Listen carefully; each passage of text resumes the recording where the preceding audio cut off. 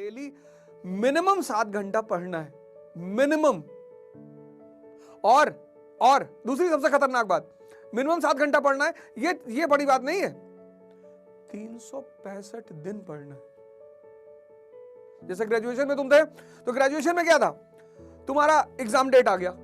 जब तुम्हारी exam date आई तुम्हारे पास, एग्जाम शेड्यूल आया, तुमने देखा अच्छा 5 जनवरी टू 20 जनवरी, तो तुम्हें एक फीलिंग आई कि अबे 15 दिन का कष्ट है भाई, 28 जनवरी को चलेंगे DLF मॉल, मूवी देखेंगे, चिल करेंगे। आजकल एक नया वर्ड चल रहा है चिल, पता नहीं क्या करते हैं ये लोग चिल में, लेकिन कुछ होता है चिल। हमारे समय में तो ये वर्ड नहीं था चिल, हम तफरी करते थे।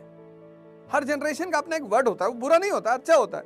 आपकी जनरेशन चिल करती है, हम तफरी करते थे। तो आप सोच लेते हो कि यार 15 दिन का कष्ट है भाई, लेकिन यूपीएससी की तैयारी में 15 दिन का कष्ट नहीं है, 7 घंटे 365 दिन, 7 hours 365 days।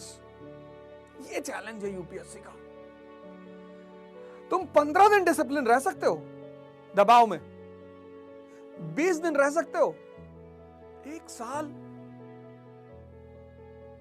95% लोग जो आईएएस की तैयारी में मार खाते हैं वो इसीलिए खाते हैं। किसी भी काम को जब करना हो ना, उस पर होमवर्क करो, पहले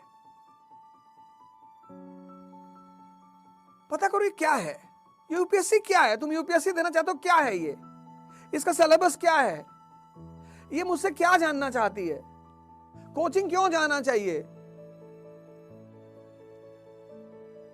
तुम बिना क्या जाने कूद पड़ते हो। जैसे कुछ लोग स्विमिंग पूल में तैरते हैं सोसाइटियों में, मैं उसको तो तैरना मानता ही नहीं। फिर उनको एक इल्यूजन होता है कि हम तैर लेते हैं, जाके गंगा में कूद गया बनारस में। अब पानी के अंदर तो वाटर करंट होता है, नदी के अंदर अंडर करंट होता है, एक तो करंट, और ऊपर से क्या होता है, नदियां कटान करती हैं, जमीन को काटती हैं, तो छोटी छोटी केव्स होती हैं पानी के अंदर। कभी कभी उसी केव्स में आदमी घुस जाता है, फिर वो हाथ पैर मारता है,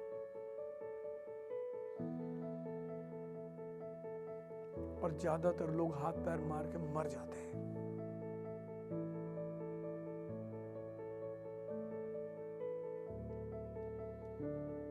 किसी चीज को करना चाहते हो, उस पर होमवर्क करो, R&D करो, टाइम दो उसको।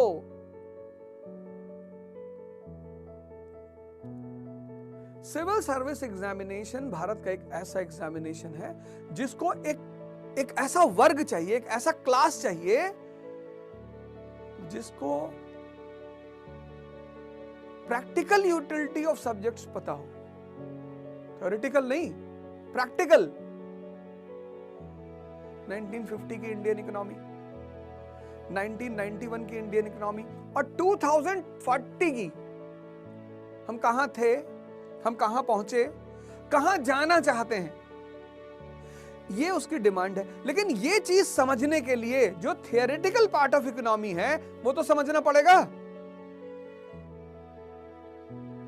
Studying is different, preparation is different. Studying का मतलब आपने नेशनल इनकम चैप्टर को तैयार किया, दैट इज स्टडीइंग। आपको पता चला जीडीपी क्या है, आपको पता चला जीएनपी क्या है, आपको पता चला एनडीपी क्या है, ये सब आपको पता चला, ये स्टडीइंग है, फर्स्ट पार्ट। सेकेंड पार्ट ये है कि आपको ये पता चला कि 1950 में इंडिया की जीडीपी क्या थी, कहां कहां से आती थी,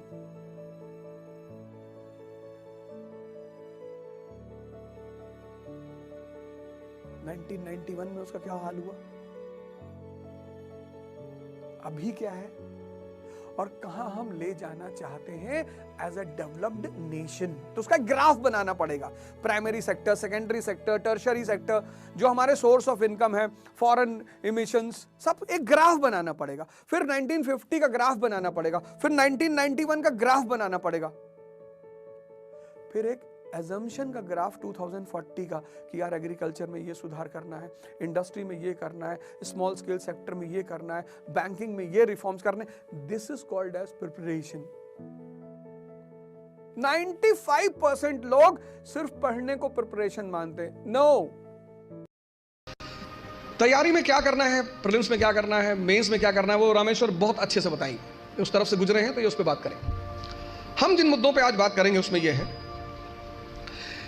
कि जब आप कोई काम शुरू करते हैं तो पहले दौर में वो असंभव सा लगता है, इम्पॉसिबल। कोई भी काम, यहां पे जितने लोग बैठे हैं सब साइकिल चलाना जानते होंगे, अब तो सब जानते होंगे। अब क्या लगता है कि साइकिल चलाना कितना आसान है, लेकिन जब सीखना शुरू किया होगा तब कितने दिन लगे होंगे साइकिल लेके सिर्फ दौड़ने में। अब तो जो साइकिल सीखते हैं वो तो बड़ा बेहुदा तरीका साइकिल सीखने का, अब तो 2 पहिए बैलेंस करने के लिए लगा देते, वो बहुत गंदा तरीका है। उस तरीके से लोग मार नहीं खाते, वो गंदा इसीलिए है, उस तरीके से कोई मार ही नहीं खाता। हम तो मारे गए हैं, साइकिल लेके गए, गिर गए, हैंडल टेढ़ी हो गई, चैन टूट गई, उसके बाद घर पे कायदे की धुलाई भी हुई, तो दोनों पैरेलली चलता था। और 1980s में साइकिल होना ही बड़ी बात थी। आज तो बड़ी हिकारत भरी नजर से साइकिल को देखा जाता है, लेकिन 1980 में साइकिल होना बहुत बड़ी बात। और साइकिल कोई देना नहीं चाहता, उसका एक ही तरीका होता था कि आप लेकर भागो, बस आप वेट करो। जैसे कहते हैं ना गुरिल्ला वॉर, कि पिताजी आए, साइकिल खड़ी की और गलती से अगर उन्होंने चाबी नहीं निकाली तो आपका काम हो गया। तो 10 दिन 15 दिन तो इसमें लगता था बैलेंस करने में, कितना असंभव लगता था साइकिल सीखना, और आज मजाक लगता है। अभी मेरी रामेश्वर से बात हो रही थी, मैंने कहा एक दिन में दुनिया बदल गई? बोले हाँ। लोग बदल गए? हाँ। मैंने कैसा लगता रहा होगा जब तुम पहली बार आए होगे आईएएस की प्रिपरेशन करने? बोले असंभव सा लगता था। अब बोले अब मजाक सा लगता है। आज ये जहां बैठे वहां आईएएस मजाक है, और आप जहां बैठे हो वहां आईएएस असंभव है। तो ये असंभव मजाक में कन्वर्ट कैसे होता है?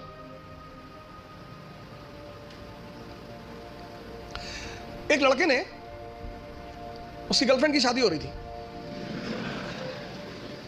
अरे हो जाती है यार शादी इसमें इतना।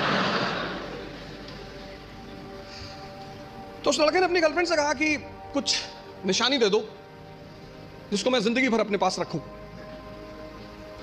तो उस लड़की ने अपनी एक जूती निकाली, दे दिया। लड़का उस जूती को लेके गया सुनार के पास, जो सोने वगैरह का काम करते सोनार, उनके पास गया। उसने कहा कि इस जूती को चांदी के फ्रेम में बना दो। सुनार ने कहा अच्छा, कल शाम को आके ले जाइएगा। दूसरे दिन लड़का गया तो सुनार ने उसको चांदी की फ्रेम में जूती को बना के एकदम बाकायदा ला के लड़के के सामने प्रेजेंट किया। उसने कहा साहब, लड़के से हाथ जोड़ा, कहा साहब। बोले हाँ। बोले ये किस पीर औलिया की जूती है? तो बोले ये किसी पीर औलिया की जूती नहीं है, ये मेरी गर्लफ्रेंड है, उसकी जूती। सुनार ने जूता निकाल के 3-4 जूता मारा। बदतमीज कहेंगे। लड़के ने क्या हुआ? कहा कल से मेरा पूरा खानदान इसको 20-20 बार चूमने जा रहा है कि किसी औलिया की जूती, औलिया की जूती, औलिया की जूती।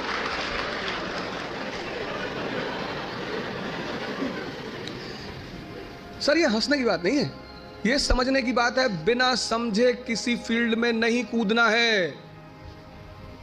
यहीं से तो शुरुआत है सेमिनार की, कि तुम जहां बैठे हो वहां आईएएस असंभव है, और रामेश्वर जहां बैठा है वहां आईएएस मजाक है। तो ये असंभव मजाक में कैसे बदले, कैसे तुम यहां आकर बैठो? उसका पहला सूत्र यही है कि जिस फील्ड में भी कूदना चाहते हो पहले उसको समझो, वो क्या है, उसमें क्या करना पड़ता है, उसके स्टेजेस क्या क्या हैं, कितना समय लगता है। दुनिया में असंभव ही मजाक बनते हैं। और ऐसे सामान्य, हम इकरा की एक बहुत अच्छी अदा रही है, हम हमेशा उस एस्पिरेंट को कॉल करते हैं जिसने वो असंभव को मजाक बनाया हो। सैफिन भी आया था, उसने भी असंभव को मजाक ही बनाया था।